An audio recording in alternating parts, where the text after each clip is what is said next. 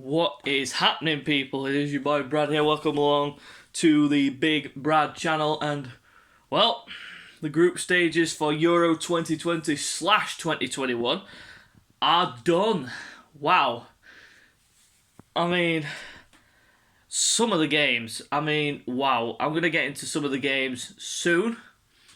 But the Euro 2020 group stage is done. And what are my thoughts? As an England fan, pretty underwhelming. 2 goals scored, none conceded, which is a bonus. But some of the football that I've been watching from an England standpoint, unbelievably boring. Sideways, backwards, everything. That I thought I was done with. In terms of the end of the season came with Arsenal, and I thought, that's it. I'm not going to see any more backwards, sideways, shit fucking football. But of course, I was wrong. And England just decided to play that way because I just don't understand why. And some of the lineups baffle me. I mean, how hasn't Jadon Sancho played a minute? Well, he has played minutes now because he played 10 minutes in the game against Czech Republic.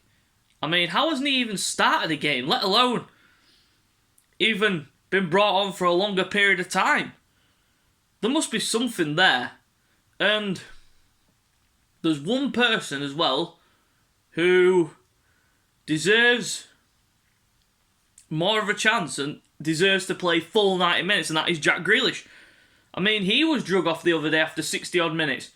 Why? Why? What has Gareth Southgate got against playing free-flowing football that gets us results? We need to play that kind of way against the Germans because we're not going to beat Germany playing conservative football. I mean, if we do get a 1-0 win against Germany, I'm not going to complain. If we do get a 1-0 win against Germany, I mean, that would be brilliant retribution for what happened in 2010.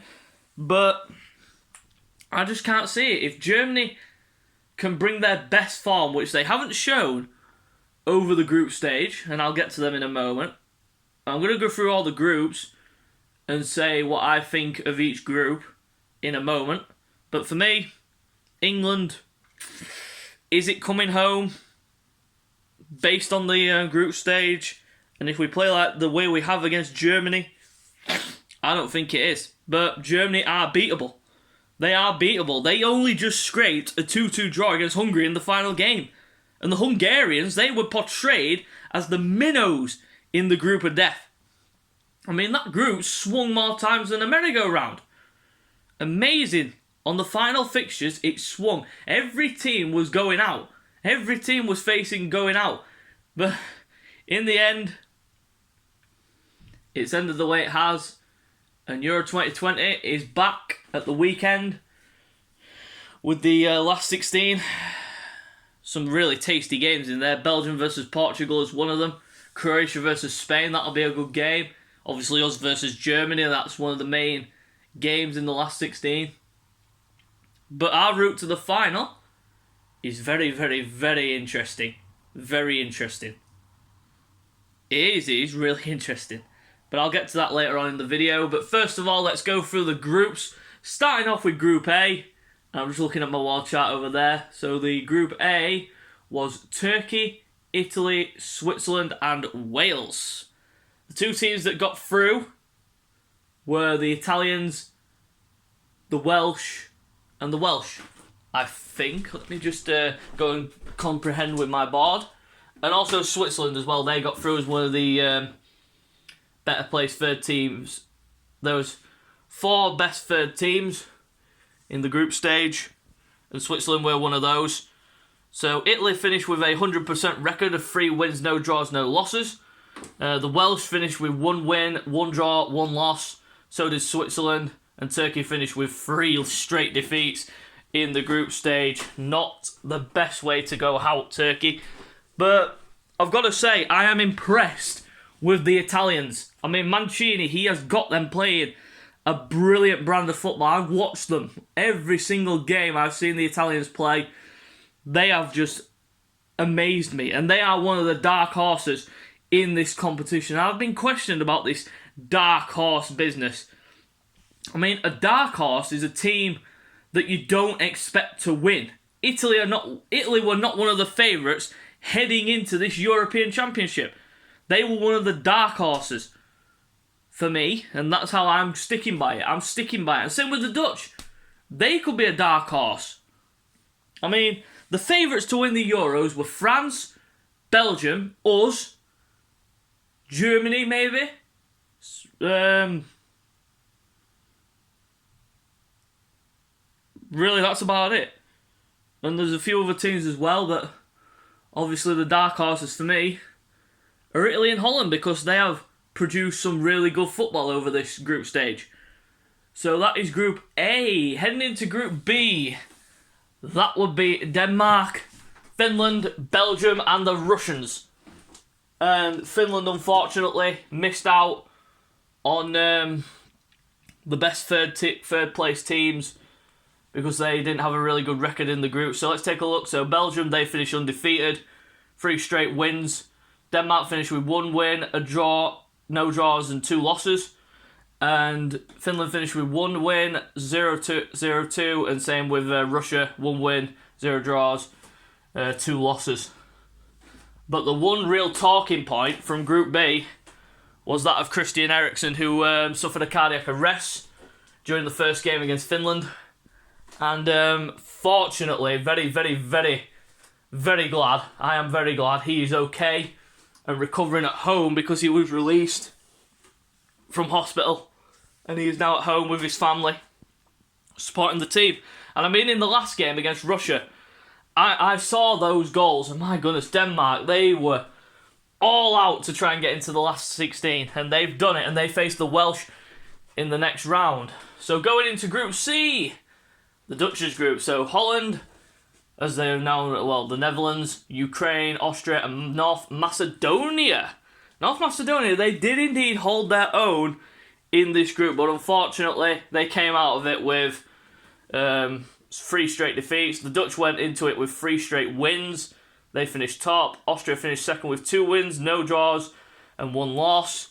And the Ukrainians, who did get into the best of third places, finished with 1 win, 0 draws, 2 losses. So going into England's group, Group D, England, Croatia, Scotland and the Czech Republic. Now, 1 goal stood out from this group, and that was the goal scored by Patrick Schick from the halfway line against Scotland, where it was beyond the halfway line.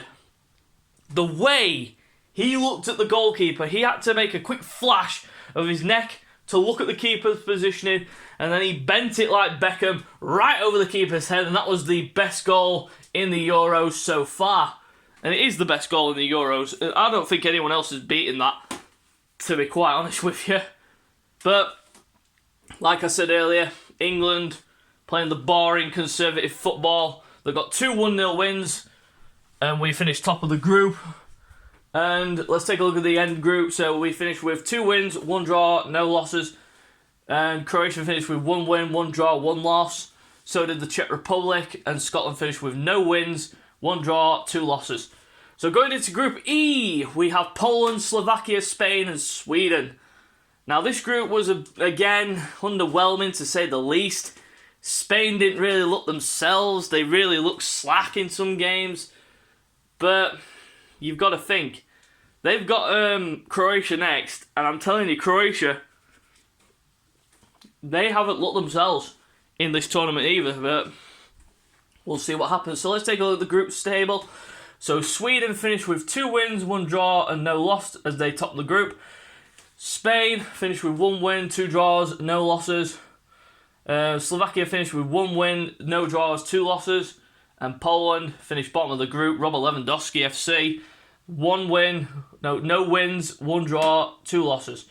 And then going into the group of death, as it was called, Hungary, Portugal, France and Germany. My goodness, what an absolute topsy-turvy group this was. I mean, Hungary, they can literally hold themselves up. Even though they got no wins from this group, they got a draw, 2 draws, against 2 of the best teams in the world. France and Germany, they got 2 amazing draws, but unfortunately it isn't enough and they go out. So let's take a look at the final standings. So France finished with 1 win, 2 draws, no losses. Portugal finished with 1. Germany finished with 1 win, 1 draw, 1 loss. So did Portugal. And the Hungarians finished with no wins, 2 draws, and 1 loss. So let's take a look at the last 16 fixtures, which start tomorrow. So at 5 o'clock, Saturday the 26th of June, tomorrow, it is Wales versus Denmark. Then Saturday, the same day, at 8 o'clock, it is Italy versus Austria. Then Sunday, it is Holland versus the Czech Republic. And then Belgium versus Portugal to follow.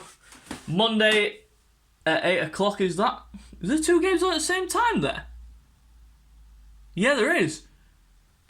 Why have they put 2 games on at the same time on Monday? What? Why is it? What? I don't understand that. 2 games on at the same time Monday, according to this. Croatia versus Spain and France versus Switzerland. So, 2 games on at the same time, okay. And then Tuesday, the 29th of June, at 5 o'clock, is the showdown at Wembley, the rematch from 2010. England versus Germany, and then at 8 o'clock it is Sweden versus the Ukrainians. So, if we were to somehow beat the Germans, we would go into the game in Rome and play at 8 o'clock against one of either Sweden or the Ukraine. And Wales will face one of either Holland or the Czech Republic. Italy will face one of either Belgium or Portugal if they were to get through against Austria. And then the winner of Spain versus Croatia would face either France or Switzerland. So it is a really stubborn route that we could potentially get. So if we were to somehow get into the quarterfinals against either Sweden or the Ukraine, we would play either one of either the Welsh or Denmark or Holland or the Czech Republic. Imagine that. A semi-final at Wembley between England and Wales. That would be something. That would be absolutely incredible. But, of course, you know who my standout player of the tournament is so far.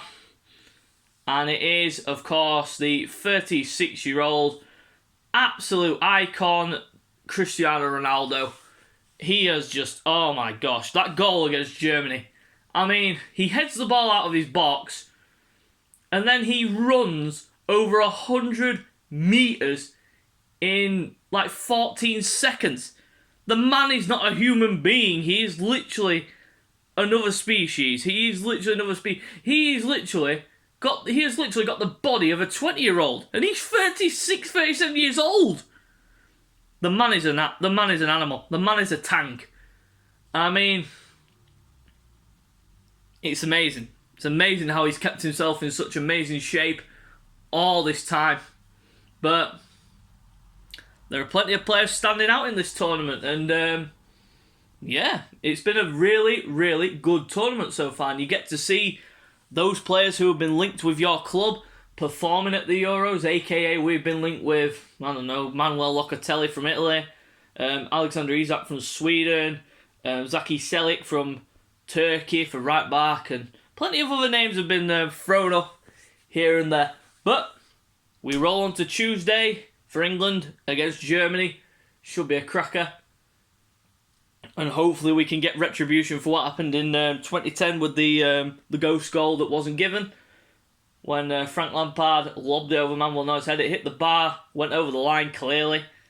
And of course, FIFA didn't want technology then, so we were screwed. And we were screwed over big time. But it is what it is, and we move on.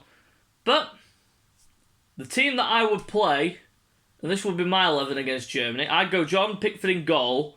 Right back, I'd probably go Kyle Walker. Centre backs, I'd go Harry Maguire and John Stones. Left back, I'd go Luke Shaw. The midfield two, I would absolutely switch around. I wouldn't have Declan Rice in there. I'd play probably Jude Bellingham alongside Calvin Phillips. And then the front line, this is where it gets really interesting because there's so many players coming back like your Mason Mounts and your Phil Fodens, etc. But personally, I wouldn't put Mount in there. My forward line would be this: Raheem Sterling, Jack Grealish, Bukayo Saka, and then up front, Harry Kane. Simple as that. I wouldn't have Phil Foden in there. I'd bring him on as an impact sub, same as Mason Mount. I'd give Grealish the time. So he could run Germany's midfield ragged. He could really run them ragged. And if you put the energy of Jude Bellingham in the centre of the pitch against Calvin Phillips will sit back and mount the defence. And Bellingham will drop back from time to time. But Bellingham will have the energy. He will have the pace. I mean, Declan Rice is good, don't get me wrong, but we don't need two holding midfielders against Germany. We don't need to be playing like this. We need to let the handbrake off and go at them. From the moment the whistle is blown, we need to be going at the Germans. Simple as that. But that is my overall thoughts of Euro 2020 so far. This is the first video that I've done in quite a while since before the Euros began. So, you know what to do by now, guys. Drop a like on the video, subscribe to the channel if you're new, and until next time, we will see you later.